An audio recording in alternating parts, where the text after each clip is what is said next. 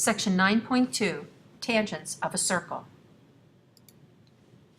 If I were to ask you to construct as many tangent lines as you can from the red point below, you would be able to construct 2 tangents from that point. Remember that a tangent is a line that touches a circle on one point, externally. Likewise, if I give you another point and another point, from each point you can construct 2 and only 2 tangents. The first theorem that we have in this chapter about circles says if a line is tangent to a circle, it is perpendicular to the radius drawn to the point of tangency. Notice that you have the blue tangent line touching the circle where the radius, the red radius, meets the circle at the green point, and that point is called the point of tangency. It's where the line is tangent to the circle. So when you have this theorem, you should think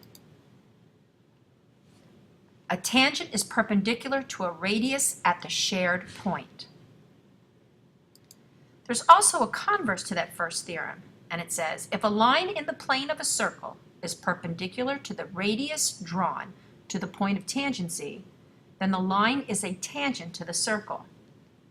This is what you should be thinking with this theorem. A line that's perpendicular to a radius is a tangent.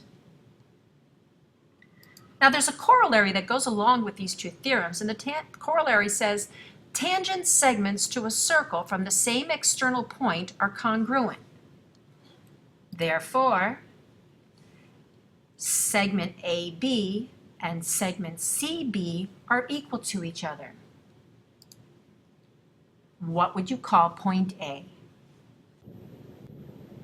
Having looked at the corollary about the tangent segments being congruent, let's figure out how we could prove that. Take a look at circle D. Consider line segment AD and line segment CD. First of all, what are they? And state a conclusion.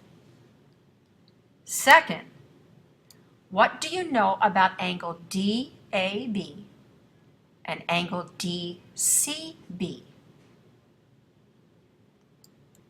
And last, how can you prove that AB is equal to CB? Write down the outline of a proof, especially noting what theorem or postulate you would use to prove that AB and CB are equal in length. Another part of this section talks about common tangents, internal versus external tangents. The internal tangents that are common are in orange. Internal because they're in between the two circles. The external tangents are the green ones. They're on the outsides of the two circles. We can also talk about circles being tangent to circles. Circle that's inside another circle and meets at one point, there are internally tangent circles. Likewise, you can have externally tangent circles where they meet at one point, but one circle's on the outside of the other. Take a look, please, at these 4 examples and draw them and tell me how many internal and external tangents there are for each pair of circles.